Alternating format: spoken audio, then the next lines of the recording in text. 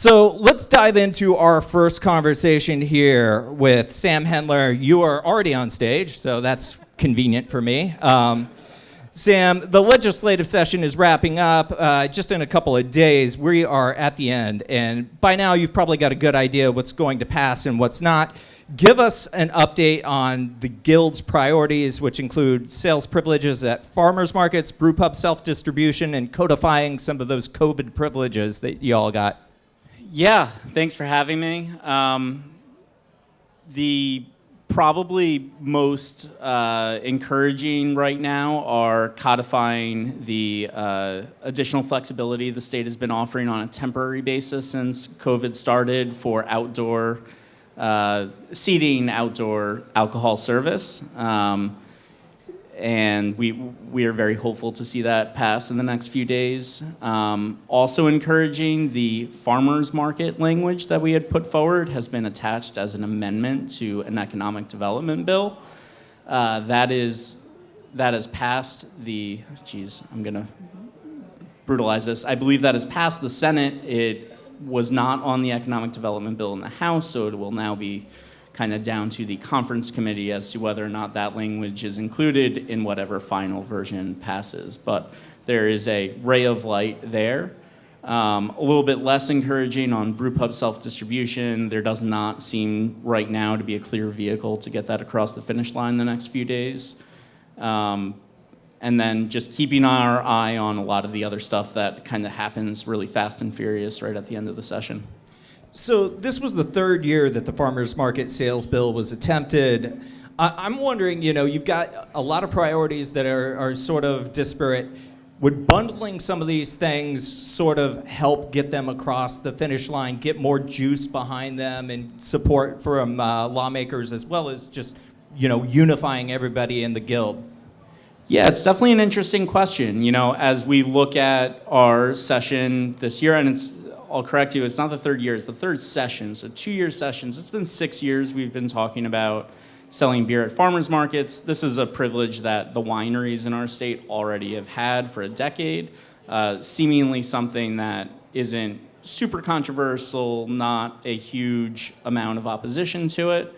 But we're, as a guild, having a tough time getting the momentum behind it to actually get it all the way across the finish line.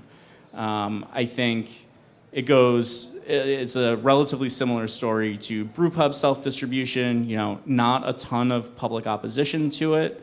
We're just not getting the juice behind it to get it over the finish line right now. Maybe we can kind of pull a rabbit out of the hat in the next couple of days, but we're up against it. The clock is running out to zero.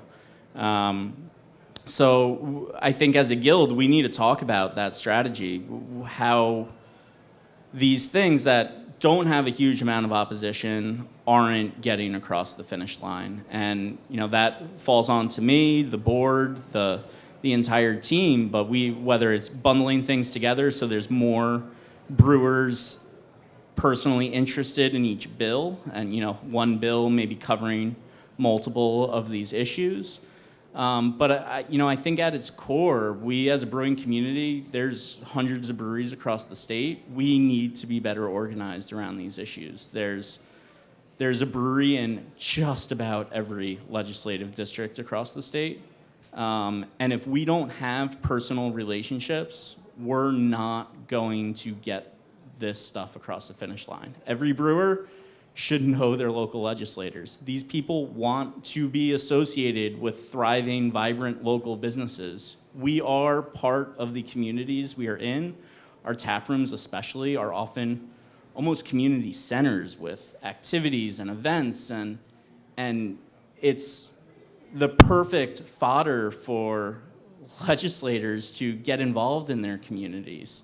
And we need to be inviting them into these spaces. We need to be talking with them. Ultimately, we need to be building relationships so that when one of these bills gets close or gets into hearings, there is a legislator putting their name on it saying, I want this, talking to their leadership, saying this is important to my district. In the end, if they're not saying that because they're not hearing it from their district, this stuff isn't going to get done. So We're seeing even issues just getting our license type included in this legislation on non-controversial issues. The outdoor seating bill for permanence of these loosened regulations was written in such a way, the first draft came out, only covered Section 12 licensees. Brewers, farmer brewers are Section 19 licensees. As that first draft came out, we would not have received any of the benefit of that bill. It's interesting now, not something we were specifically advocating for, but a attachment went onto a bill last week, I think the budget or economic development bill, to allow for discounting of alcohol on premise, a quote-unquote happy hour bill. Happy hour has been banned in Massachusetts for 35 some odd years.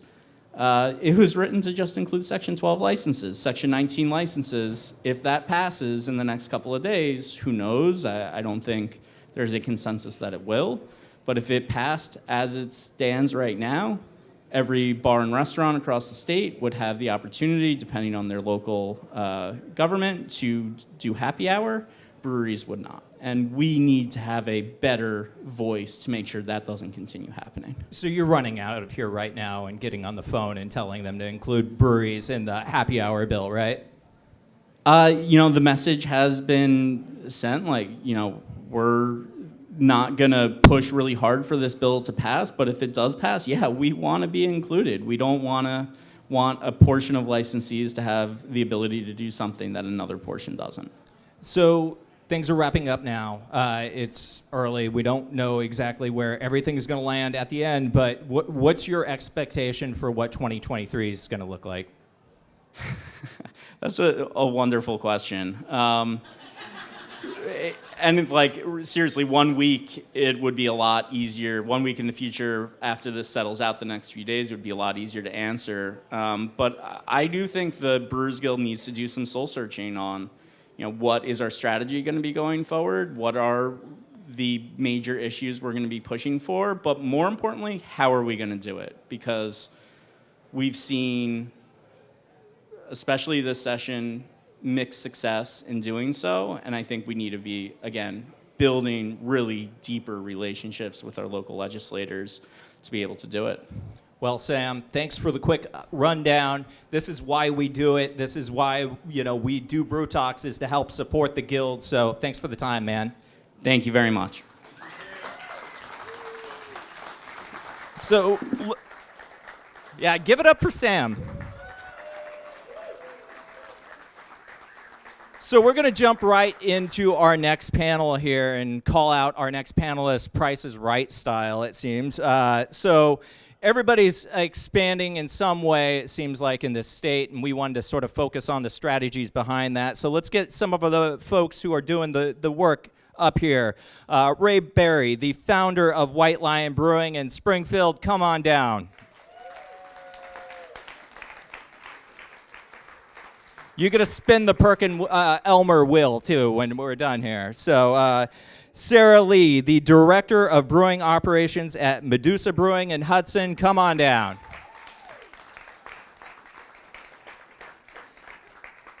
Adam Romanow, the founder of Castle Island Brewing in Norwood, looking like a fighter pilot. And also Scott Hempstead, Senior Director of Local Brands and Tap Rooms for Boston Beer Company. Come on down. So we are psyched to have all four of you here. We're going to plug our text line. If you have questions for these guys, text 617-336-8560. Thank you very much. Let's get going here. So this is going to sound like an obvious question, but I think it's one that has a lot of purpose. It's, why are you expanding? And Sarah, you really dove into something deeper on this, which is, it's important to look beyond just the here and now of these expansions. It's, what's it going to look like in 5, 10, 15 years down the road? So can you dive a little deeper into that? Yeah, I think anytime a brewery talks about expansion or a second location or any type of new kind of business venture, it's really important to think out some of those clear objectives as to why you're doing so. Is it filling a cash flow situation? Is it a hiring situation? Is it a demand for more inventory situation? And have you exhausted all your means within your current structure to do so? And if not, then what does that second location do for your benefit? Because those questions, and sometimes the answers to those questions, while they do change, if you don't have those first set of clear objectives, you don't have buy-in, you don't have communication, you don't have transparency, you don't have a lot of the fundamental things that you need in order to feel like when you are moving forward and that ball is rolling and you cannot stop it, something to kind of anchor yourself down in and say, this is why we opened, let's go back to kind of our shared core values, what that looks like, and make sure that those are all in check so that in 10 years, in 15, in however long your objective, goal is, it stays relevant to your cause and what you're trying to do. So I just don't think that is talked about enough, so I just wanted to really talk about that. Yeah, I see you nodding your head, Adam. Give us your take for Castle Island and why it's important for you to expand in that way. We opened a second location in South Boston recently. Got tired of answering the question, why is Castle Island in Norwood, not Southie? No, in seriousness, though, our customers are already living and eating and drinking and going out to party in an urban environment, and we're physically located, or we were physically located 20 miles outside of that environment in the burbs. Norwood's been a great place to call home for the last 6.5 years, but we wanted to build awareness for the brand. We wanted a bigger megaphone. We wanted to put an outpost in our core consumer's backyard. And we had a phenomenal opportunity to do that with a great storytelling element that really allowed us to kind of double down on the brand without cannibalizing existing business. So for us, it was purely about growth and visibility. Ray, you've got a second location coming to Amherst. Give us the decision tree for you on that. So originally, when we went from a beer brand to a brick and mortar location in downtown Springfield, the framework of the business model included resources for us to either expand outside the state or look for a second location. So as we got through the first round of the brick and mortar right in the heart of downtown Springfield, there was an opportunity, an ongoing conversation by officials in the town of Amherst. While we were building out Springfield, they were very much interested in what we were doing from a brand perspective, from a community engagement perspective, and from a cultural perspective. And so once we realized that realization downtown, it just accelerated the conversation. And then internally, we decided to take those resources that were parked and look at a second brick and mortar. And there's a lot of similarities, and we'll get to that later on in the questioning. There's a lot of similarities between the footprint of downtown Amherst and the footprint that we currently reside in downtown Springfield. Hempy, Boston Beer is a little bit bigger than these guys, just a little. So how do you make decisions for the brands? Because I'm curious, because you've got a lot of different things you're playing with. You've got a Dogfish Head location in Miami. You've got a Truly Seltzeria in Los Angeles. So when you're looking at, the forecast of 2, 5, 10 years down the road for these locations, how do you sort of view that? Well, our view on it and sort of our strategy is to kind of go to where the drinkers are going and finding these places where we can create immersive experiences for our brands.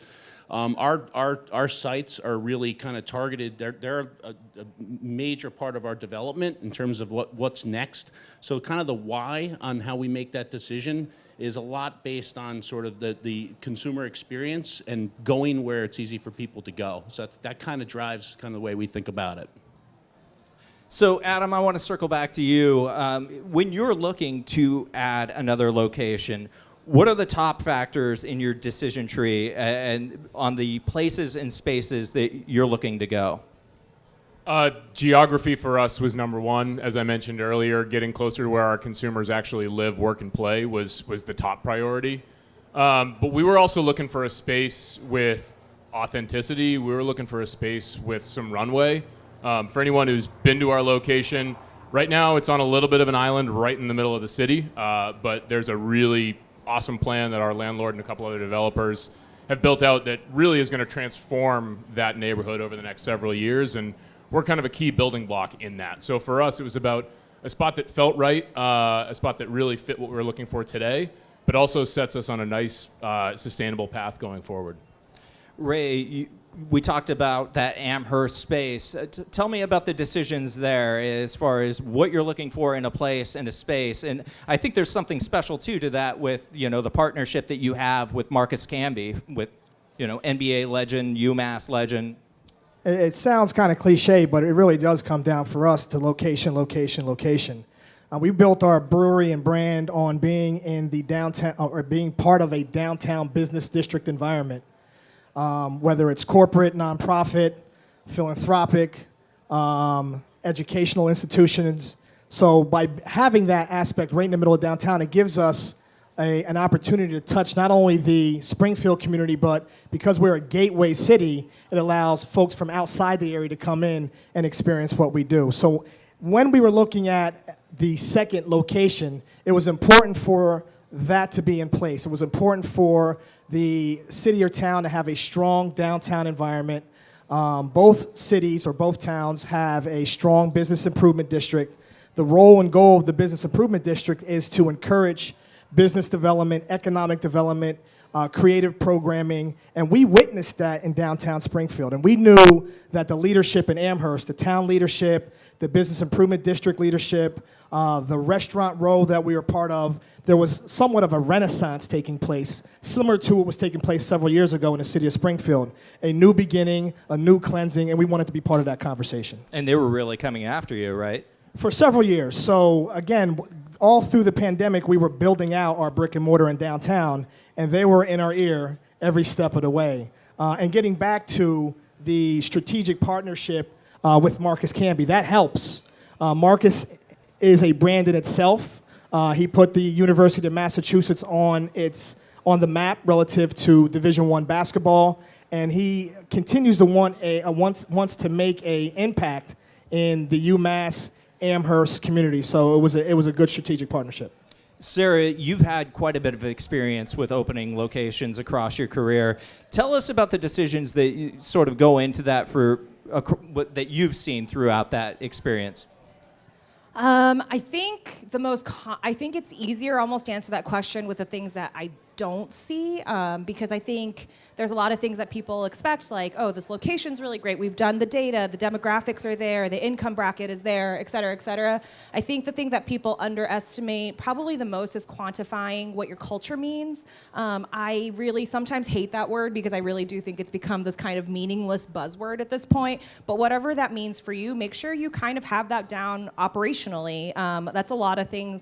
Operations, in my mind, I am the director of operations, so I might be a little biased here, but operations provide strategic flexibility. You can't be flexible. You can't make those spontaneous decisions if you don't have, a system and a process down. And I think quantifying culture into that and what that means to you, what are your shared values, is and making sure you're transparent about that, because that transparency goes not only to your employees, it goes to sponsorship, it goes to brand ambassadors, it goes to your retailers, your distributors, knowing what you're doing, what that plan means for you, who you are.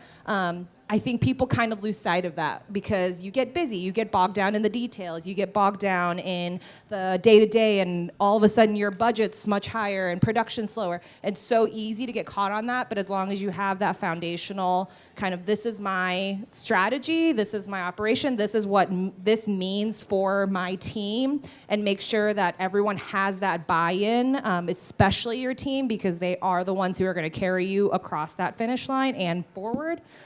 Making sure that that is quantified and built into your operations in a very strategic way. And I feel like I am using a lot of just buzzwords right now, but it really does come down to just making sure you have that buy-in, transparency within your team, and just making sure that everyone knows what's going on, how we're going to do it, so you have everyone on board. That really gets lost a lot of times when another location pops up. So. Hempy, you made the switch from sales to operations, and Sarah just sort of broke down her view of operations and the changes there. Now that you've got eyes on that different part of the business, what are your key learnings for that on opening these spaces?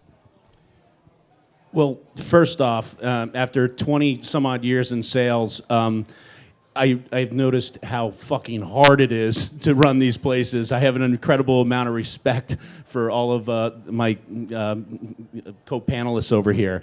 It's been eye-opening for me to get on the other side of the fence and sort of understand what it's like to sell brands directly out of our breweries. We have Coney Island, we have Dogfish Head, we have Angel City, obviously Sam Adams, and one of the things that's kind of blown me away is just how important it is to know who you are and what you're looking to do with your brand and where you want to be. And when you go to a wholesaler, as after years of working for Boston Beer in sales, we have some big mega brands where you go ask for some big things from Truly and other brands that we have. But we also have segments of our business that are so important to really just be really thoughtful about what you ask for and where you want it to go.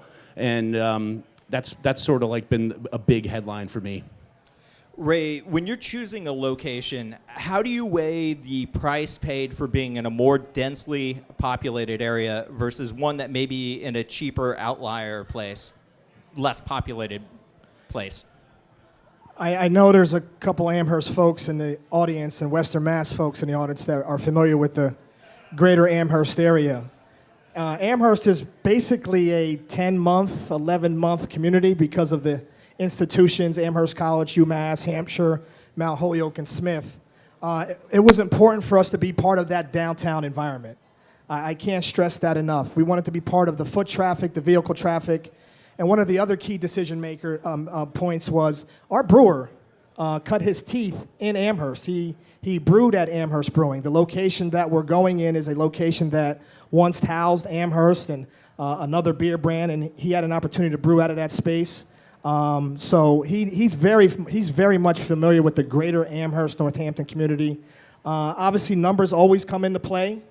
We go back and look internally on what the best approach is, and we follow our own internal guidelines whether or not we're going to pull the trigger or not.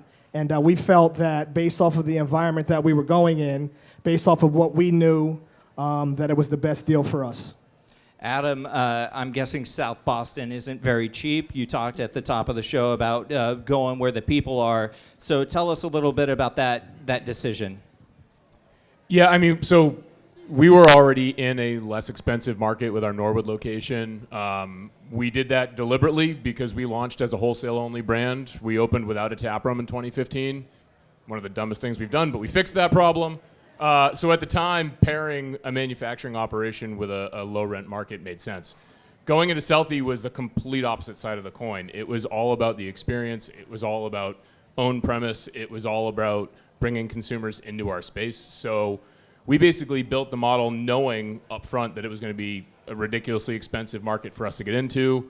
We negotiated the best possible lease we could with our landlord. I think we did all right, but it's still crazy expensive, especially when you hold our Norwood rent check in one hand and the Southie rent check in the other hand. You're like, wait, but it's less space. That doesn't make sense. But it was deliberate on our part. It was baked into our plan from day one, so it's working. Sarah, when you're working with brewery owners through these decisions, how do you advise them when there's a higher priced, higher population place versus lower price, lower population place, or higher pop? I think you get it. Yeah, I got you. I think being in between Ray and Adam right now is like a great example. Just kind of seeing the different. It's all subjective at the end of the day, and it really ultimately came down to what were their fundamentals. What was kind of what they were searching for. Adam said like they've always been looking for that space. They always knew they wanted to go into kind of the city. And Ray has talked about what Amherst brought to his company, and it's very much in line with kind of his core values for what he was looking for, and that kind of forecasts how they have made the decisions to be in the locations they're at. Like Medusa Brewing, we just opened a second sort of Belgian beer oak foeder barrel conditioning tap room, and that was for a completely different set of reasons. We're just right down the road from our old brewery, so we get that question a lot of why right down the road. And it captures a whole different market, and it's a whole different kind of beer, and it's a completely different consumer experience, and what does that mean for our brand? And it ultimately came down to what we believed, which is ultimately in making great beer and providing a safe space of fellowship. And so I think it really just comes down to there's no real right reason to necessarily go into a more or densely popular or not as densely populated area. It ultimately comes down to what are you looking for as your brand?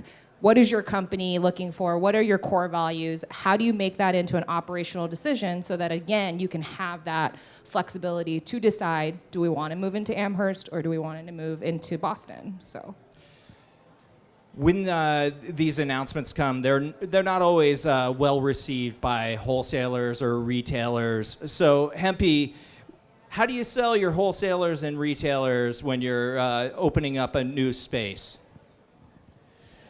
Honestly, the most recent one was Truly LA, and our wholesaler there, Reyes Beverage, is out at Reyes Beer Division. We're very supportive. We're really kind of our sites just help propel the brand and bring in an immersive experience for our drinkers to try new things.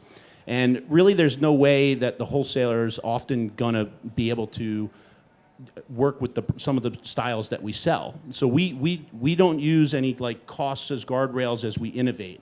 We do crazy things inside of our sites that the distributor's never gonna see. We have a pickle beer at Boston Tap Room right now. You either love it or you hate it, but I don't see us going to the wholesaler to go try it out. We have a beer called Covered in Nugs, which is a IPA that we brew in Delaware. Brian Selders worked with Sam Calgione on this beer. It is our #1 seller every month in out. There is no way we can distribute that beer. The economics don't work. So I'd say, generally speaking, the wholesalers are supportive of our efforts and see the value in the brand and what they get from a marketing standpoint out of the sites. Sarah, can you share a little bit about your experience on this, proving that it's a brand building opportunity?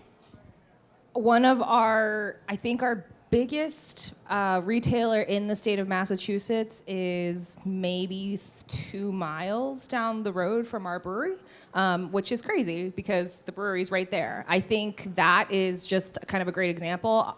Thankfully, we have an incredible director of sales, Katrina Schabo, over there, who just does a great job. But a big part of that is just showing people, this is what we're about, this is what our brand is about, and just being transparent and keeping those retailers and distributors in that conversation and just letting them know, this is what our intent is, this is what we want to do, keeping that line of communication open so that people understand that you're just trying to help the brand, you're not trying to take away from their business, you're keeping that conversation open about what they might need versus what you might need and how you can figure out where those two things align. So again, it's less about selling your beer because your beer now at this point is one of hundreds on the shelf. It's about selling who you are and what you are trying to achieve and making sure you have as much buy-in as possible. And again, it's just more of those strategies that I think people miss out on. Adam, how do you make the case to your wholesalers and retailers on this? Yeah, I think adding to what's already been said, we really lean on the data to help us tell the story. And we did it in Norwood when we opened our taproom in 2017. We've done it in Southie when we opened our taproom last September. We give our wholesalers our depletion data. We give our retailers the rate of sale data. And we say, look, you guys are getting lift out of this. We're getting lift out of this. The point was to grow the brand. Here's the data to show you that it's working. It's really easy to overcome objections when you have data to back it up. Yeah, that seems to help a little bit. Ray, have you experienced this with White Lion? Our model's a little bit different than my 3 co-panelists. We self-distro. That's an easy conversation with your wholesaler. So we have that mind game with ourselves. But no, but it's important for us to be looked at as a partner in our community, not a competitor. So it's all about moving the needle in the right direction for the greater good. And when we have those conversations, especially with the on or off premises locations near us, it's about how can we all work collectively to bring more people in to the downtown area, the Amherst area, the greater Springfield area for a better experience. And that's the approach that we take. So speaking about, building relationships in your community, you've done a good job of building relationships with local leaders. Talk a little bit about how important that is, Ray. Super important. I come from outside the space, so I come from the nonprofit quasi-public space, and my teeth were cut on the importance of engaging the community. So when I made the transition to the craft beer space, that's really all that's all that I knew. That was the experience that I had over the many moons many suns around the moon. But when it comes time to engage and have serious conversation or have decisions made or stakeholders believe in what you're trying to do, sometimes those relationships come into play. And I would never, ever discount the importance of going out and meeting your local legislators, your local educators, your nonprofit leaders, other corporate leaders, because at the end of the day, when you look at the entire experience of your tap room or your brewery, they're the ones that are going to come in and support you. So we try to create that connectivity. We try to build that bridge on an ongoing basis, and it's benefited our brand so far. When you were going into South Boston, how important was it for you, Adam, to make those connections with local leaders? This is going to be shocking to hear. Boston's a pretty old school city. Nothing gets done without those relationships. You absolutely need to get to know the local electeds. You need to get to know the community leaders. You need to know the neighborhood groups and present your case the best you can. We were actually really fortunate going into Southie. I had pre-existing relationships with a lot of those individuals. I've lived in Southie for 12 years now, so that's part of it. But we also need to show them, and this was a point of resistance we ran into in the city, that you're not just another bar. Like, that's the number one concern is, well, we don't want another bar. We have enough of those. It's a lot of trouble. Like, all right, brewery tap rooms are not bars. Like, we're stroller city on Sundays. We close at midnight. We're not doing liquor. We're not doing shots. Those kinds of things will help build stronger relationships when you give people a sense of what you're looking to do and what your story is and why you're interested in coming to the neighborhood, and that it's not just it's not just party HQ. Sarah, adding a location can definitely add complexity to the business. Can you dive in a little bit on, your experience on what it does when you jump from one space to two spaces and what that does to operations that people may not be taking into consideration? You will never have enough time. Like, that is just, please do not. I think there is just this assumption that, I have the right people, they're really motivated, they're, ready to go, and it feels great. You will never have enough time. So I think one thing that people might underestimate is be prepared to export some basic tasks, get the buy-in from your team, find the people within your teams that are motivated. This is a great DEI practice just in general as well, just finding the people on your team that even if they're a part-timer, what could you be adding, what value could you be adding that would benefit both you and me in this field. I think that is just huge. You will never have enough time. So make sure you use your people. Make sure you look to them for not just help, but also support. They are your brand ambassadors on the ground. They are the people that really care and are going to be living the lifestyle or the brand or the story that you're trying to tell. So let's just make sure that they understand what's happening, that we're, that as owners or as brewery leaders, people are being transparent to the team beneath them and just making sure that that is what carries. Because again, every time you think you have time, you don't have time. Hempy, for Boston Beer, when you're doing this, how do you prepare for that added complexity? It's all about the people and the culture of the sites and the brand, and so it's so important when you're expanding. If you're going from 1 to 2 or 1 to 3 sites, finding that synergy from location to location and making sure you don't undertrain and undereducate all your coworkers, that is a very dangerous trap. And because the consumer and your guest and your drinker, they just view it all as one brand. So if your team is not on board and your team is not lined up with the strategy for the brand and the DNA of the culture of the brand, it could be a big watch out. So we put a lot of time into training and education. Adam, what's your biggest takeaway on going from basically doubling your size, but quadrupling your complexity? Yeah, we definitely got caught a little flat-footed, frankly, on some of this. We've always been a small, scrappy company. I think we performed pretty well as a small, scrappy company, but what that resulted in is we'd never really codified or articulated our mission or values or what we really care about. It was always in the company and it was organic and it was authentic, but you learned it by being part of the team. You learned it by being exposed to everything. You open a second location that's 20 miles away with a predominantly new staff. I mean, we had, I think, 5 people transfer over from our Norwood location to the Southie location out of 40 that work at the Southie location. And the best you can hope for is that some of that bleeds over, but we really had to grow up pretty quickly and learn how to put a lot of that into language, share it with our people, train our people. And that's on top of the operational and the administrative, complexity that it adds. We had to buy a truck because we're shipping beer up to ourselves. We went from a part-time outsourced bookkeeper. We just hired our first full-time staff accountant. We have proper HR now because we went from 35 employees to almost 80 employees. And this stuff happens literally overnight. And like Sarah said, you can't possibly prepare enough. There's just not enough time. But I can tell you for sure, I wish that I was sitting listening to this panel before we opened Southie. That would have been helpful. Well, I'm glad that we're at least doing a service. So you're sitting here listening to this, Ray. You've got Amherst coming online. What's your big takeaway, and what are you doing to sort of prepare? I'll be calling the 3 of them. Yeah, there you go. Perfect. No, to Adam's point, though, you really do have to sharpen the pencil. I mean, you want to put your practices and policies and protocols in place, all in alignment with your culture. The key for us is, or at least the key for the core team, you can't always lead from the front. You can lead from the back. You can lead from the side. You got to entrust the people that are in place.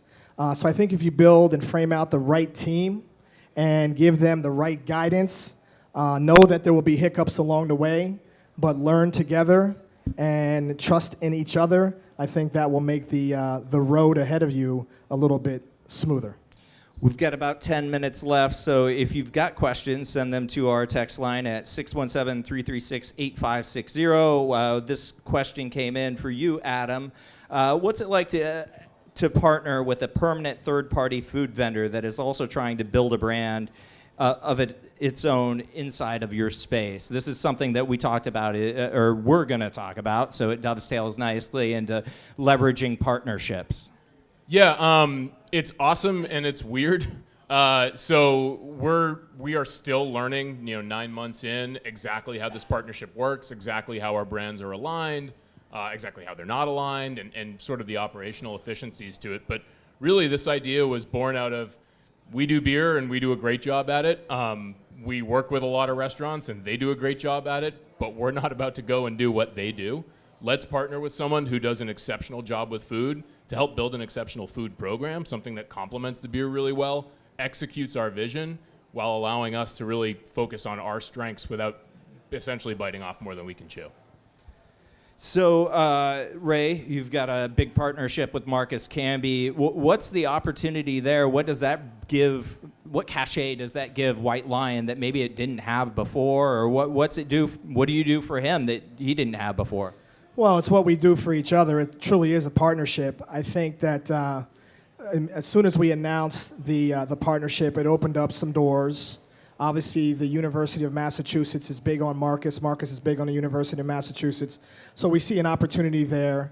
It strengthened the communication and conversation with the Downtown Business Improvement District. We do have a beer labeled after Marcus Camby, New England IPA. At this point in time, it's our leading seller from the top of the year. So, Marcus is from Connecticut. We just entered the state of Connecticut, and some of that was due to Marcus's engagement and his familiarity in Connecticut. So, we'll work collectively, strategically. We don't know where the road will take us. We don't want to bite off more than what we can chew. There's a long road ahead, but we're looking forward to what that journey looks like, and he's looking forward to working with us collectively, and we'll see where the road takes us. I'd like to hear from you all around the horn on this one. How do you feel about going into an area and being like the pioneer brewer versus being a part of like a collective of breweries? Like, how do you view that decision? Anybody jump in? Well, I guess I can start real quick because we were a beer brand, and the city of Springfield is the third largest city in the Commonwealth. And at that time, there really wasn't too much conversation going on, despite all of the outlying conversation in other towns and cities. So I had an opportunity to volunteer and sit on the local license commission, and it allowed me to go out and really see a lot of on-premise and off-premise locations wanting to have something local. And having just the entrepreneurial spirit and the true appreciation of craft beer, I said, why not? Why not have a conversation with key stakeholders to see what can take place? So, we started as the city's first craft beer brand. We ended up being the second brick and mortar, but the first tap room to open. So it's helped us. It's always good to be able to pave the way and start the conversation. But as long as you're in a position to work collectively with other breweries, that's the key aspect for us. How about you, Adam?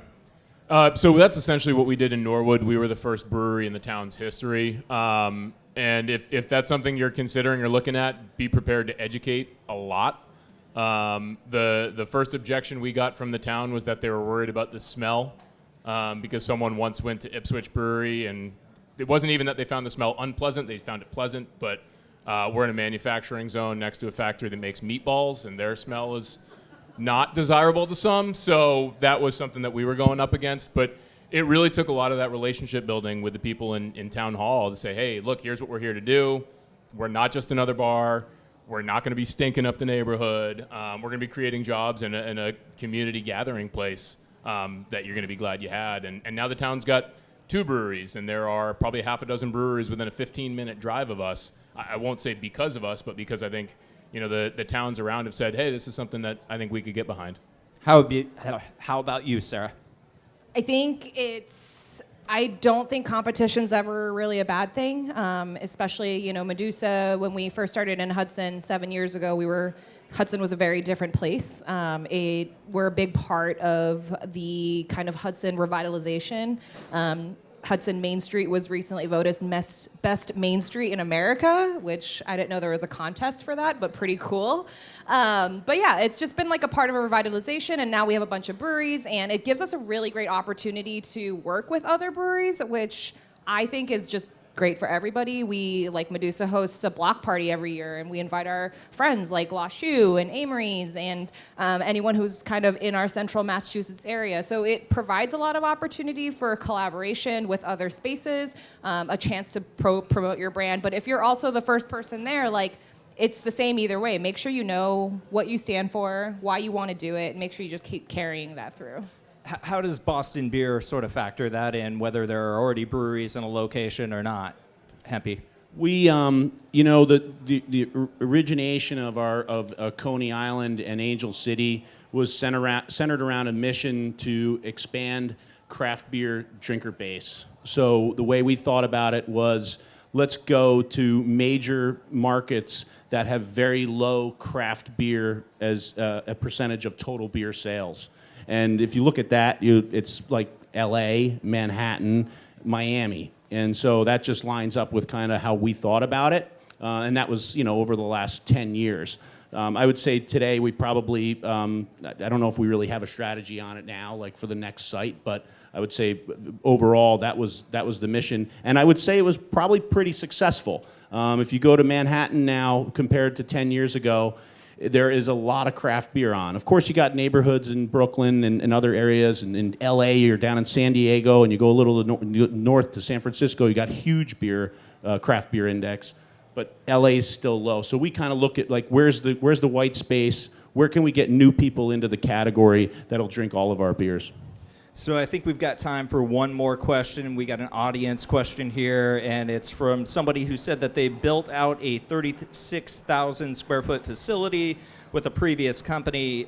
They are curious, what did the panelists get wrong in their expansion that they wish they could change? So let's start with you, Hempy. This is the last. How much time do we? You want to go first, Hempy? Let me just make sure I understand the question. So, If you could do anything over, what would you do over, basically? oh boy, I think I think about our sites and kind of I think about Miami as a big brewery with a smaller footprint for our space. So we probably would have went a little smaller there. LA is getting to a good place where it's very, there's a lot of places to sit. I think you got to understand what you're looking to do. Are you looking to have a brewery and a tap room, or are you looking to have a mostly brewery and a little bit of a tap room? And that would be my advice: is just the opposite, like what we have at Boston Tap Room in Faneuil Hall. We have a very small brewing production there, but a large area to sit and drink. And I think that's the thing anybody getting into it should probably be thinking about. Adam, what would you redo if you could redo anything? So this isn't something that we didn't do, but it's something that I think we could have done differently or done better or more of. Just because, in our case, we're in an urban market and, arguably the most popular neighborhood in Boston right now, doesn't mean that people are going to find you. We're in a corner of the city that isn't fully built out yet. We're not on Broadway, which is the actual Broadway for those who aren't familiar with the neighborhood.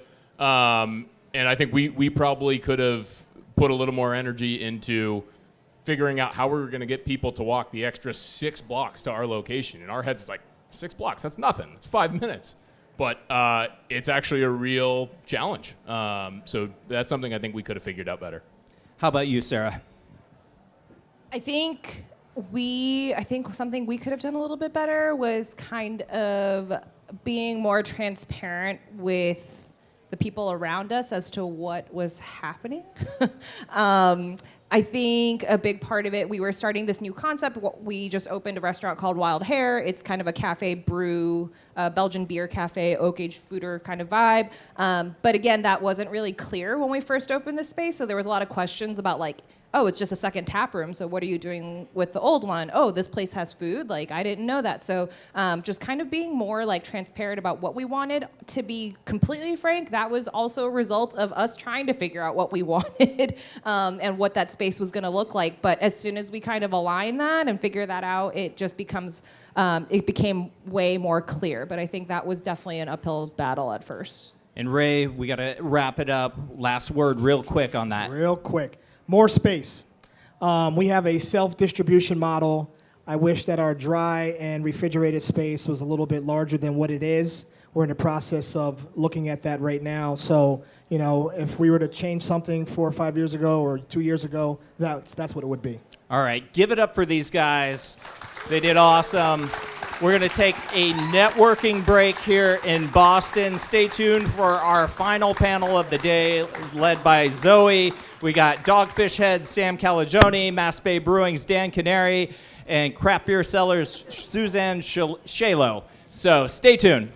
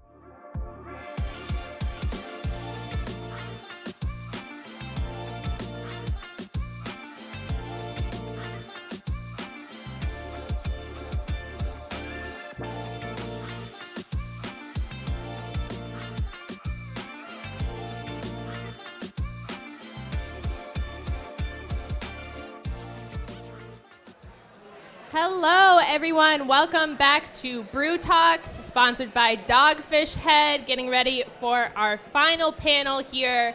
I am Zoe Licata, Brewbound reporter, our unofficial Gen Z correspondent, and the only one on our editorial team that is born and raised Massachusetts. So shout out to Massachusetts. MS. Yes. So we're going to kick off our final conversation, which is about something that's on many craft brewers' minds right now, the fourth category. All things F&B, hard seltzers, RTDs, all that fun stuff. I want to shout out again Jess Infante, who unfortunately couldn't be on stage with us, but she helped a lot with this panel. So we miss you, Jess. And shout out to our sponsors, of course, Dogfish Head, our presenting sponsor, as well as a big thanks to Reyes Beer Division, Perkin Elmer, and Hop Haze and Brew One by the Barthas Group. All right, let's jump into fourth category. And our panelists today, we have Dogfish Head co-founder and Northview Mount Herman alum, along with me. Go Hoggers. Go Hoggers. Sam Calagione. Welcome, Sam. We have Craft Beer Cellar co-founder and CEO, Suzanne Shalo. And Mass Bay Brewing co-founder and CEO, Dan Canary. Welcome, guys. All right, so let's start things off. I mean, a big topic in the fourth category is RTDs. Those have been available across all categories: beer, wine, spirits. Still trying to figure out what that definition is. But in the last week ending July 17th, according to IRI, they had $215.3 million in off-premise sales, an increase of nearly 3% year over year. I want to hear from both you, Sam, and from you, Dan. You guys are playing within this whole category space. Can you tell us about what offerings you have and why you're participating in this fourth category? We'll start with you, Sam. Thank you, Zoe. And first, I do want to say it's awesome to be back in a real room with real beverage lovers. Doesn't this feel good to be all together, guys? Thank you to Travis and the team here for hosting us. I also want to say, besides my thanks to Brewbound, this long relationship that we have. You know, the first time I ever had beer in a brew pub, I was on a semester abroad in Australia at a place called Pumpworks in Sydney, and I had it with a kid who was going to Tufts at the time, and he had a harpoon hat on in like '87. And I was like, we're in a brew pub. There's a brewery in Boston, and it definitely informed my journey. So that was like 2/3 of my life ago, and then I remember trying to sell you beer in Cambridge 1/3 of my life ago. So this is really meaningful for me to be on this panel with you guys. And so in terms of the fourth category, so when Dogfish opened in our brewery in '95, we were the smallest commercial smallest commercial brewery in the country, brewing 12-gallon batches on converted kegs in a corner of our restaurant, but intentionally in the corner of our restaurant with a kitchen because we wanted to be really the first brewery committed, like the business plan said, the majority of our beers will be brewed with culinary ingredients. And right out of the gates, we were doing beer, wine hybrids like Raison d'Etre, beer mead hybrids like Midas Touch. And then 4 or 5 years after we opened, in a scrapyard, I found a piece of stainless steel that looked like it could be a pot still, and we bought it. We welded a steam jacket on it, welded 2 kegs vertically, and made it into a condensing column. And away we went, started making, gins, rums, vodkas, brandies in 20 years ago. So for us, the canned cocktail journey really started then because we started making cocktails in our own restaurants over 20 years ago. Our portfolio is Foolproof Spirits. We just got a 92 from Whiskey Advocate for our Let's Get Lost whiskey, gins, rums, vodka. We do ready-to-pour cocktails, so like 20-ish ABV, 750 ml still spirits like Sonic that are like pre-prohibition cocktails we pour over ice. And then 2 or 3 years ago, we started on our journey with canned cocktails. So that's kind of our lineup in the fourth category space. Dan, what are Mass Bay Brewing's brands doing in the fourth category? Well, I just want to say how happy I am to be here. And I don't know, Sam, how's your high school got a shout out as part of your introduction? Are you like class agent or what's the deal with that? My wife's the chair of the board. He's a big deal on the NMH campus. There you go. Well, this is about the Woo Sox. I'm a Worcester guy, so what? Sam, we're just glad to have you here in Massachusetts. We love that you're here a lot in Mass. It's great to be here. Thank you to Brewbound, Suzanne. Wonderful to be with you. we've been partnering with you for a very long time, which we appreciate it. You know, I think for Harpoon or Mass Bay Brewing, a lot of what we do has always been based on relationships. Maybe it's because we're an employee-owned company, but getting into the fourth realm, if you will, started with our partnership with Polar. Was another great with Polar Park, the Woosocks. I've known the Crowley family forever. They make incredible seltzer. So we decided to partner with them to get into the hard seltzer category. And then over the years, we became very friendly with the Whistle Pig whiskey folks up in Shoreham, Vermont. And had a lot of fun making barrel-aged beers with them, the Bach Hog and other products that I just personally love.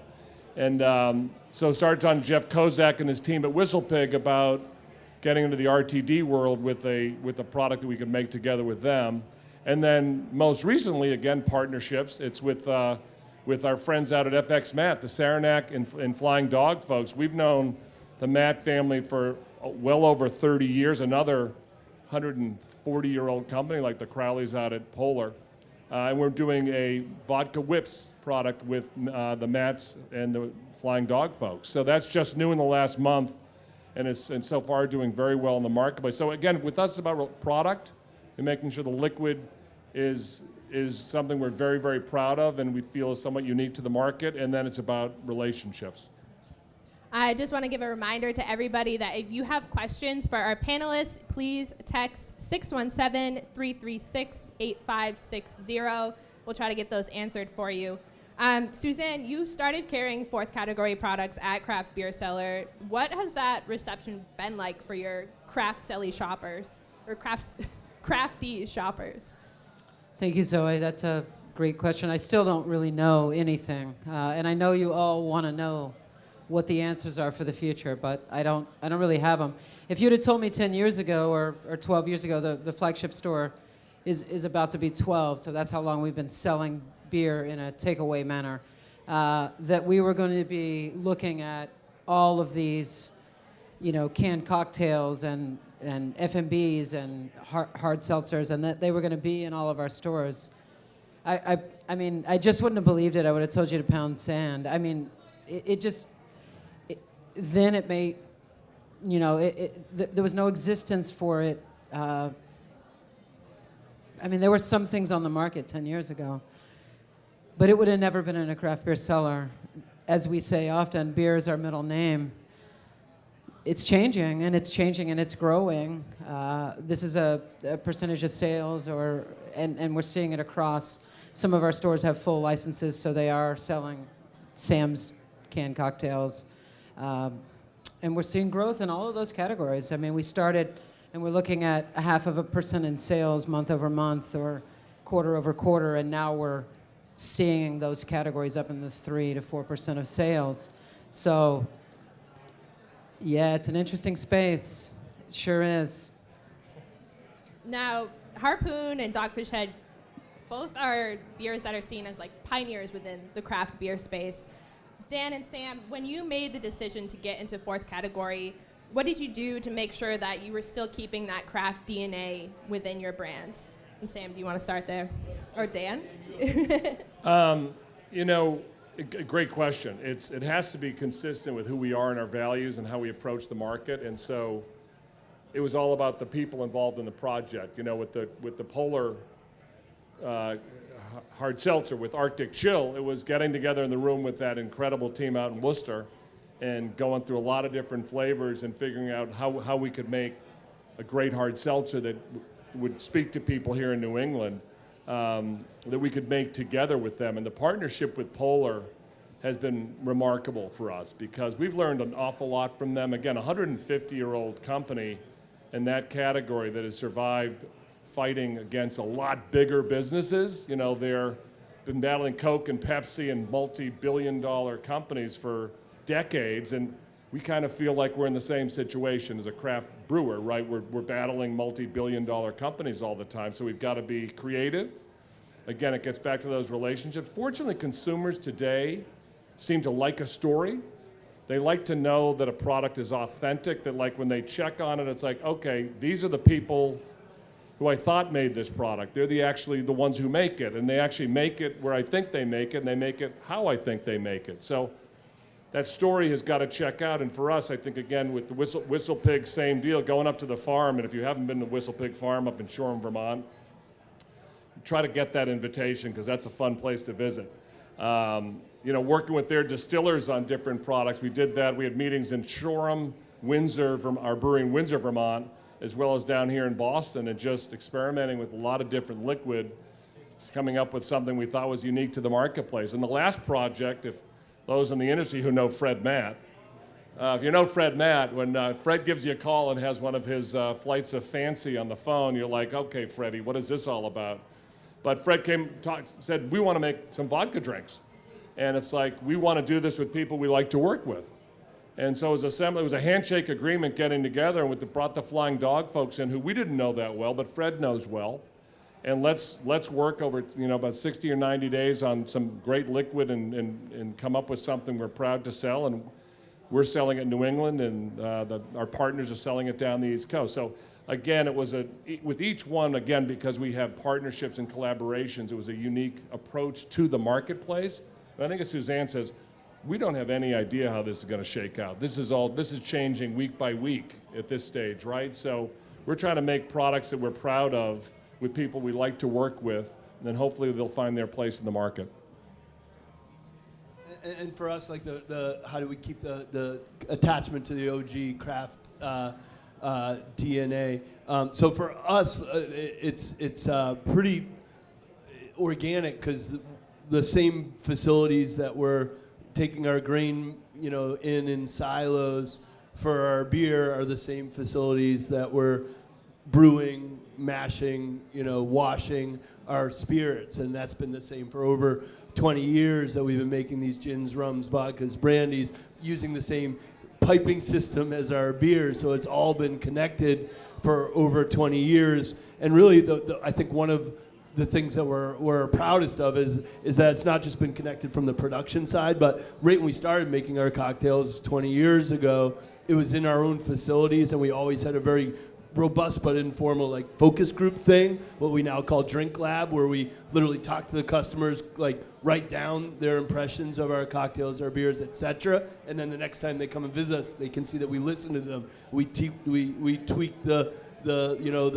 balsamic vinegar back in the vodka soda. We put forward the basil in the gin crush. So it's really been a really organic journey since the brewing and distilling happens under the same roofs. And that's been a big point of differentiation for us, because it's amazing to see how quick the spirits-based RTD space is gaining traction, and to be able to say we've been perfecting these recipes for over 20 years really helps us tell the story to our distributors, retailers, and customers. But then putting our biggest marketing investing, I think, is sending them out to blind competitions. And last week we just got eight medals in New Orleans. We won Best of Show in LA. So I don't think that would have happened if we weren't working on the recipes for 20 years. And because we've been working on those recipes under the same roofs as the beers we've been making for 27 years, that really helps with that DNA authenticity. Something that's a big characteristic about this segment is that success can be hard to measure, and it can be very fleeting. So Suzanne, how long are you giving a new product within that category before you're removing it from shelves and coolers? Again, another great question. It's a quick-moving category, too, where things are coming and going all the time. But I hear both of these guys talking about authenticity, and that's ultimately, I think, what a retailer will tell you that they're looking for. We're looking for good products, but I would say a couple of months, a couple of 3 months. When something has pull-through, and if it's going to pull through, it's going to be reordered and restocked, and then it goes from having, one shelf to 2 to 5 to cooler space and so on and so forth. I mean, it's a little bit different, depending, but, we try to treat products at our stores like we treated beer on day one.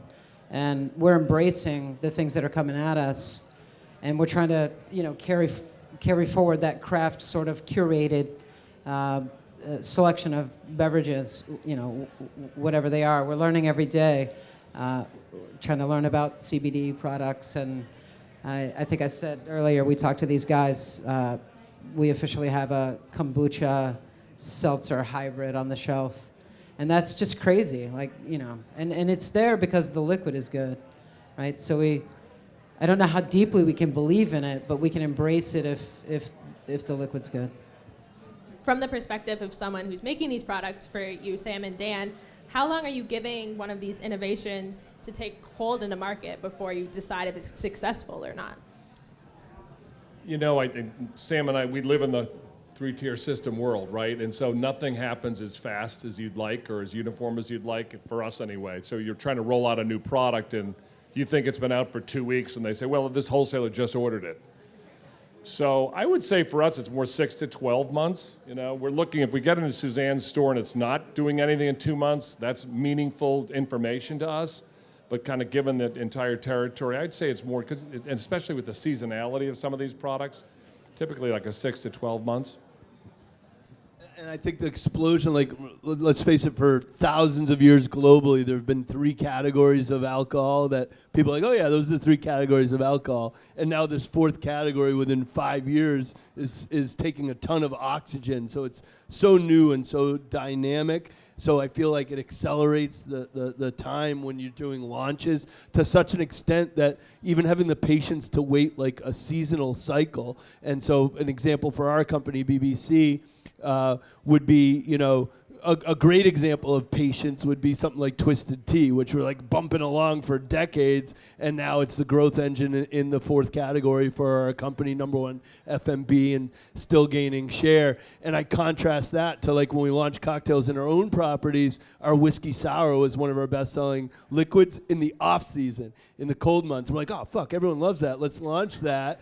And then you see just how seasonal Spirits RTD, like if you look at the curve of when it sells, and so we quickly, self-regulated and went to our distribs and said, let's focus on Bar Card, our variety pack, which shouts to Kate Rogers and the New England team's now the best-selling VP in, Spirits VP in New England. We kind of switched out the whiskey for that, or even our Bevy example, where we came out, we knew we had a liquid that we loved, but we launched it like in, don't worry about that shit. I know that stuff by heart. I know it by heart. I am a pentameter, but like we came out with Bevy in November, got it everywhere, but no sampling during COVID. A totally new liquid on a drink that was meant to drink on a hot summer day, and that's on us. And having as suppliers the humility to go to your distributors before they go to you, or go to your retailers before they go to you, and say, you know what, we're going to pull that one back, but here's something we really believe in, is really what gives oxygen to the relationships where it builds trust within the 3-tier system that we're beholden to. We have an audience question that I'm going to reword a little bit, but they asked, can you name something in the 4th category? They said a specific product, but if you just have characteristics about a 4th category product that can carry both authenticity and significant market share, how do you create that balance? Anyone has any input? I want Suzanne to answer first as the gatekeeper between us and the customers. I've been impressed by canned cocktails. This has been an aspect of the 4th category that's really gotten my attention. At first look, I wasn't sure, but as we started to sample them, and they're good. They're impressive. They're easy, and this is sort of a silver lining of, the bigger push is a silver lining of COVID and the pandemic, where these producers had to get creative, right, to be able to push these products out and to continue to make products that could be sold in retail operations. We're carrying some of Sam's stuff, and I think it's fresh products. It's the blueberry. It's awesome packaging. All the way around, a consumer gets it right away. It's something that they want to be part of and something they can get behind and support. Whoever has the best input on this, maybe all around, you guys can give a comment on this, but how important is having 4th category offerings to actually bringing in new consumers? The easy answer, increasingly important. Clearly people are incredibly promiscuous in their drinking. They're drinking across every category. Sam said, we grew up in this world where it was like the three, spirits, wine, and beer, and everyone kind of knew their lane. And now those lanes are being obliterated. And that's not a bad thing. That's the market determines, what we need to do, and the flavor profiles of some of these beverages are outstanding. Like, shame on us for not doing it sooner. You were doing it 20 years ago. So I think it's kind of a wonderful thing, and it allows us to be even more creative across a lot of different categories, which is kind of what we got into the business for. I got nothing to add to that.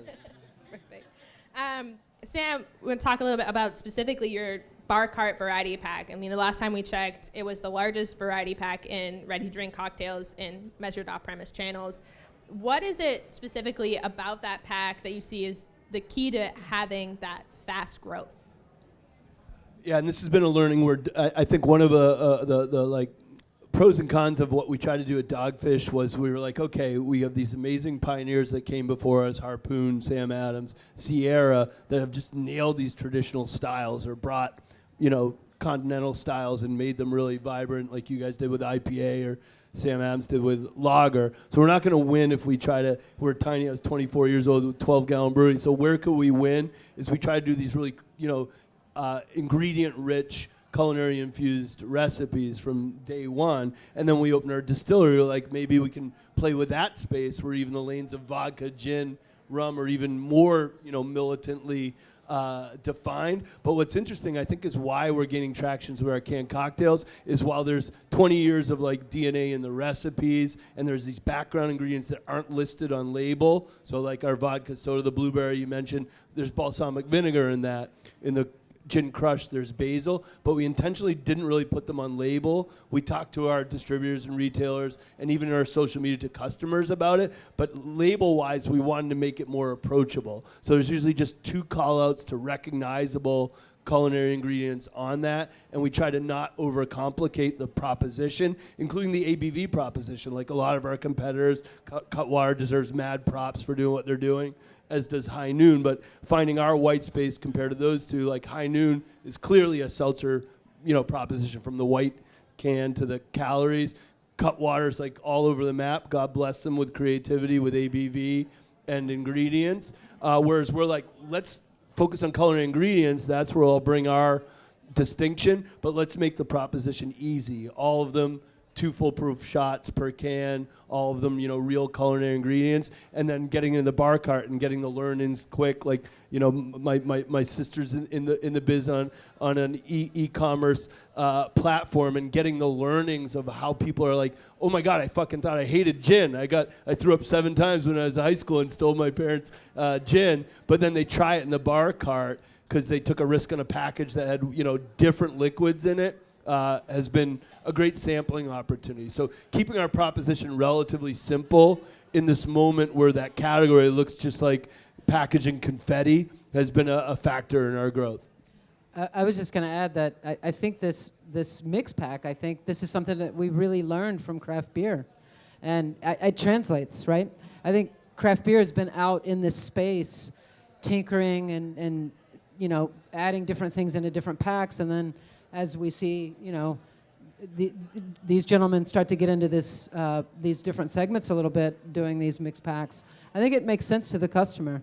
I know it does, just from talking to other stores, and what I see is give them a variety pack of anything, whether it's a hard seltzer or a canned cocktail or beer.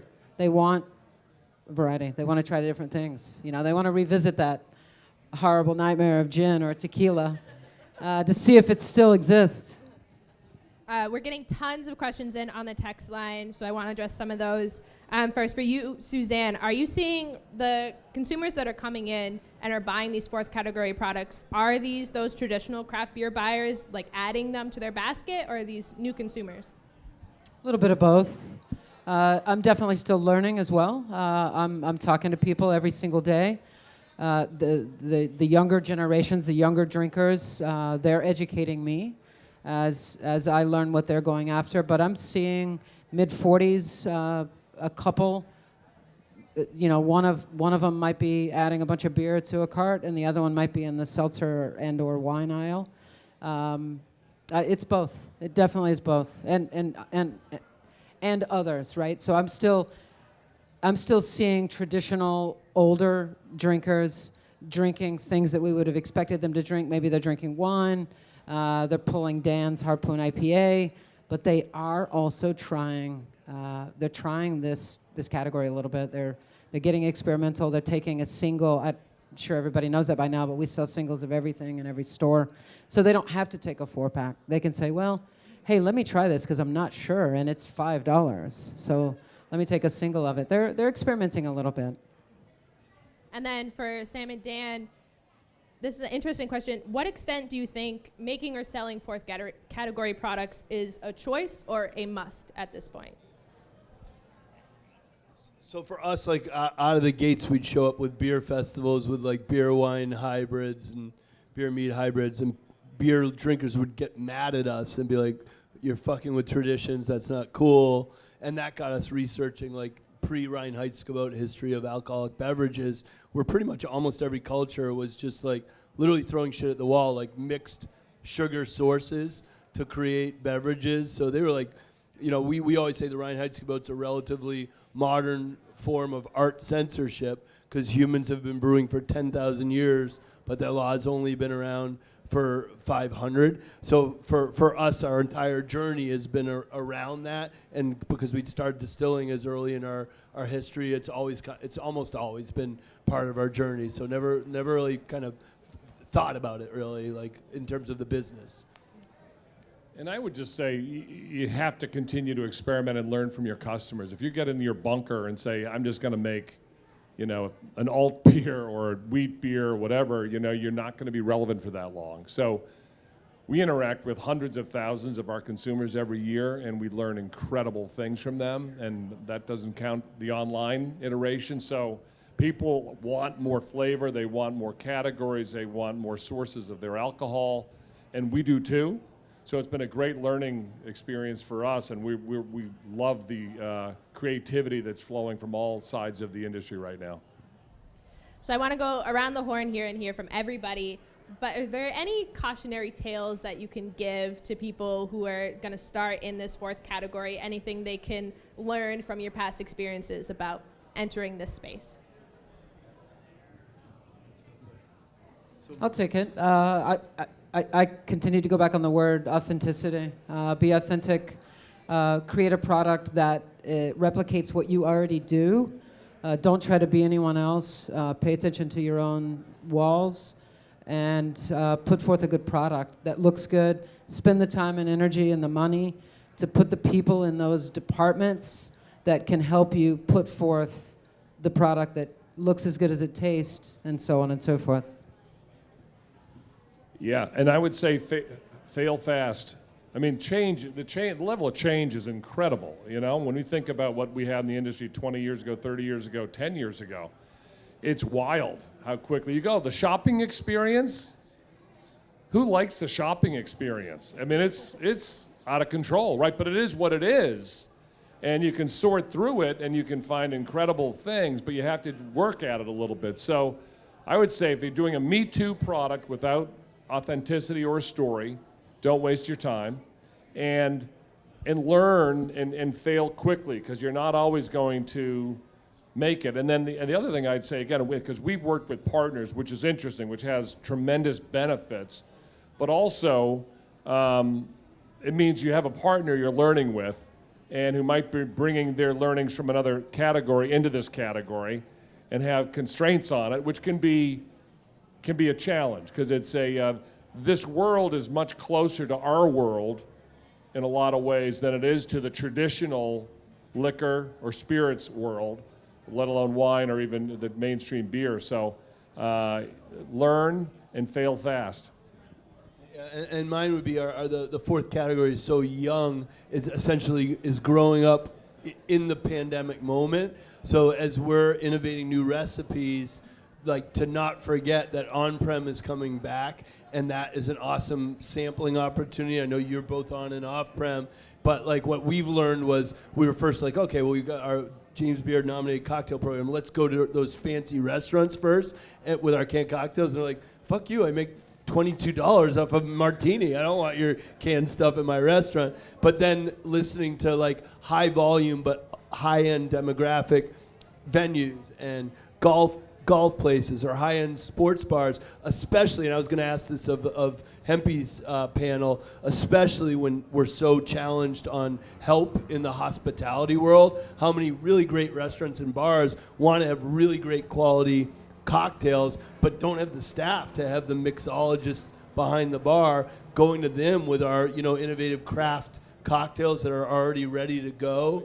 I feel like as we come out of COVID, it's one of the great like white spaces that we have. Yeah, I don't know who has the help to pour that $22 cocktail, but we don't. Well, So we'll take it. You think about you go to a venue, the 19.2s are the small size beers. And 19.2, who thinks that's an awesome size? I mean, I drink fast enough so it stays cold, so that's all right. It's training. But it's all, think about it, it's all driven by these venues because they want to get it into people's hands quickly. And the craft cocktail, the can, it's like they could add a shot to it quickly if somebody wants a little bit of a bigger drink, but it's solving a problem in this day and age. So that's another, I think, on-premise, a tremendous opportunity. And Suzanne, you have that on-premise with Drink Dish too. So how is RTDs and everything playing into that space? We won't be mixing cocktails at Drink Dish anytime soon. Not in the foreseeable future. Not with what exists on our market. And it, as we've heard, yeah, it keeps growing and changing, and it's getting better. So it's not happening. Our people are going to be focused on the taps and learning. And that was one thing I was going to add, Zoe, is just listen to your customers. That's so critical. Like, when I think about where we are in this space and investing in the help that we do have, it's like we all need the most amazing people catching those info emails. Like, we really need those people. We need them to both answer quickly and adequately, but also to pass that information back, because it's so powerful in the way we look to shape this category. Amen. So looking more into retail and everything, this is a question we had and some of our audience members had as well. Suzanne, what are you seeing is the segment that is losing the most space to this big category? We have a beer delivery for our members here. We'll take a pause for that. Very important. Thanks for your Gotta stay hydrated. We have a Trinktish, which is a 200-seat beer hall that's adjacent to Craft Beer Cellar in Belmont. If you don't know, we have a seltzer on tap. It's kind of a weird one for me, but I was like, hey, I don't make decisions by myself anymore. I listen to the people that are around me as well, that have a reason to state the things that they do, and they have the data to back it up, and maybe the passion for the cry for it. I'm going with it. We've poured a kombucha. It wasn't as successful. I feel like seltzer's getting a little, messy right now. We'll see how it shakes out. I don't see some of the bigger brands losing a lot of steam. I don't see that actually translating on the shelf, but I'm seeing some smaller players jump in that scene. So I don't know. I mean, what's growing for me, what I see is kombucha. This scene, and the light kombucha or the diet kombucha, I don't even know. But I'm seeing dialed down alcohols and dialed down ingredients, and we'll see. We're looking to get the gas levels right and start doing a blended cocktail on tap. So we're up for it. We're up for the fun. Sam, how do you at Dogfish prefer to see canned cocktails merchandise? What is the strategy for you guys? Yeah, so it's interesting as we're coming out of COVID, on the road more visiting our distributors. As brewers, it's both alarming and interesting that we make a bunch of different things now to see how much real estate is going towards, spirits based. But unlike the craft era that kind of grew organically over decades, these retailers are making decisions very rash on how that's going to be displayed. Like, some of them literally have the words RTD above the thing, which I always thought was just, you'd read it in Brewbound or Harry or Benj, like, oh my God, it's the RTD customers calling it that. It's so weird. But we know it's gaining space. So for us, and knowing how crowded it is and how muddy it is, we're trying to make sure we're both represented cold. It's the same craft beer methods that that is like, you want to be eye level, you want to be cold, you want to be in that set with the other higher volume players in Spirits RTD. But additionally, we work hard to try and get a display warm and make sure we have the right POS for that, in part because our canned cocktails at 7 ABV with a pretty high level of acidity from the fruit are relatively bulletproof compared to like a double IPA in terms of shelf stability warm. So we do try to get both cold eye level, but also a separate display to separate us from right now what's a pretty messy warm shelf. We got about 5 minutes left on this panel, which we could ask a million more questions here. But Dan, I did want to touch on some of your partnerships that you guys have within this space, specifically those Right Coast Spirits vodka whips. That's your partnership with Flying Dog, FX Matt. Like, how does that partnership work, and what is the benefit of having a product like that? Again, not playing inside baseball here, but Sam knows Fred. So and by the way, he's too humble. FX Matt's about a decade ago had a horrific fire at their 100+ year facility, and I was touring Harpoon like 10 years ago. I'm like, what the fuck's that? Is that Utica Club coming off the canning line here at Harpoon? And while they had that challenge, that fire, and had to shut down, they were tankering their beer down to your facility to fill, and massive karma in that. Well, that's the way the industry is. Thank you. You do it for us, and we do it for you. That's the beauty of this industry. And people outside the industry don't quite get that, but it's kind of in the ethos. It's how we grew up, and it's what we do. And it led to this, like with Fred. Fred wanted to be able to do a handshake agreement. And I think maybe it's the older you get, to realize you want to choose the people you work with so you can do a handshake agreement and not have to bring lawyers in and kind of really spend a lot of time on the non-fun parts of a partnership. And so it really was, this is really boring stuff. I was walking back from a dentist appointment, and Fred called me and said, we want to do a vodka drink. What do you think? I said, I'm in. I'm all over this. I love the category. I love some of the drinks I've been having in that world, and so let's get behind it. And so it took about 6 months to come up with the vodka whips that we've made. And it was great working with brewing partners in this space. I think it's made us more effective at retail because we all came from the brewing world. Because again, this category, as I said earlier, is closer to our world than any other. So we do bring some relevant expertise to this industry that our partners outside of beer don't know. They're not as familiar with the cold box. So a lot of different meetings with Fred and the gang down at Flying Dog to come up with something we like, bringing on partners that we like to help us make it, and it's gone very well so far. It's just about a month old. So we're going to wrap this up. I just want to hear from each of you. How do you see the fourth category changing in the future, and how your involvement in that will be? Real quick answers. I know it's hard, but. Let me go. Okay, I'll go first.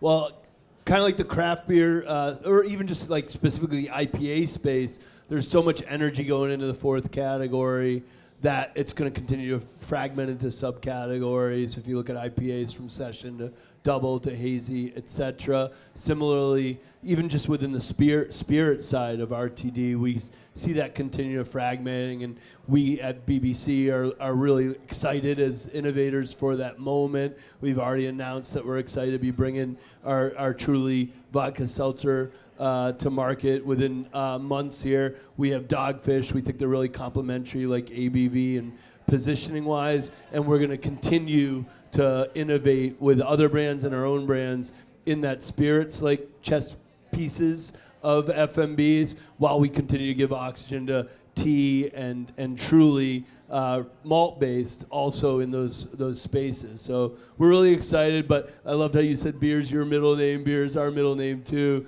So I was on an awesome 3-hour call last night with Robert Vail, our head of innovation, and just continuing to think about what could be after IPA for beer, because we love our IPAs, we make a ton of IPAs, but we feel like to bring oxygen back to the craft space, outside of the tap room world, which has tons of awesome energies around IPAs and fruited sours, what do the top 30 IRI craft beer brands do to bring energy back to the three-tier space for sizable craft beer is something that we're thinking a lot about. And whether it's Angel City, Coney, Dogfish, our small locations are Jackson Pollocking the fuck out of that right now and throwing stuff at the wall to say what can beer become in the next 10 years. As I stated earlier, I'm along for the ride. I think we're going to see some big growth in this category. I think by the end of this decade, we'll be double where we are right now. There's a lot of hard shit in the world right now, and I think that COVID taught us a lot of things, and this pandemic reminded us of the importance of relationships and feeling good and doing better things for ourselves. And I think one thing that I know for sure that I have to accept is that beer can be heavy.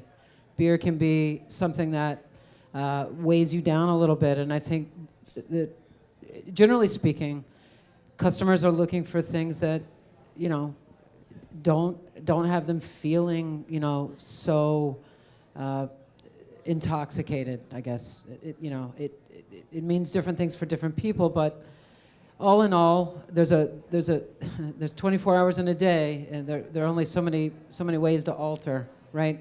Some people aren't altering at all. I mean, we're not here talking about non-alcoholic. As I look over and see Chris's hat. Did any of us think that we would be looking at that growth as we have been over the last 2 or 3 years? So it's phenomenal. It's really phenomenal. I love, and I'll leave you with this. There's stuff now called hop brew, right? It's just seltzer water that has hops in it, and people are like, "Oh, this is amazing," and they're taking it and drinking it. So, I think we have to embrace it. Let's ride the creativity. Let's stay connected. Let's talk to our partners. Let's educate. People don't know anything about some of this stuff, and we've got to take a step back. We've got to talk to them about yeast. That's a conversation that we have a lot. What's in this stuff? How are we getting to kombucha? How are we getting to seltzer? What's in there? Why is it so? We call it spicy. It's so spicy. It's so Spicy carbonated. water, yeah. That high carbonation or that crazy yeast strain. So, I'm along for it. I think we've got growth days ahead. Sam, I do love that you brought it back to beer. Just as an old beer guy, but no one's mentioned THC, and I think that's because we have short-term memory loss, Dan. Yeah.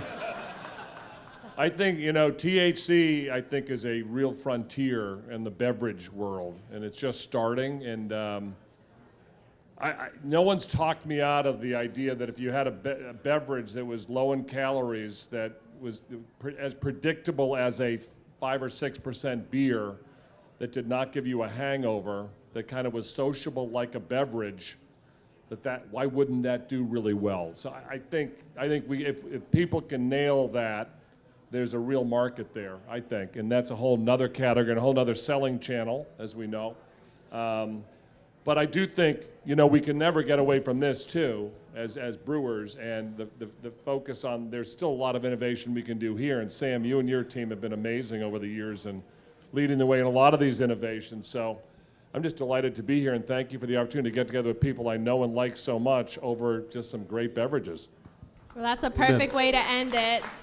Thank you so much, guys, for chatting about Zoe. this. Thank you, Zoe. And thank you all of you here and on our live stream for tuning in to Brew Talk, sponsored by Dogfish Head. That concludes our event for today.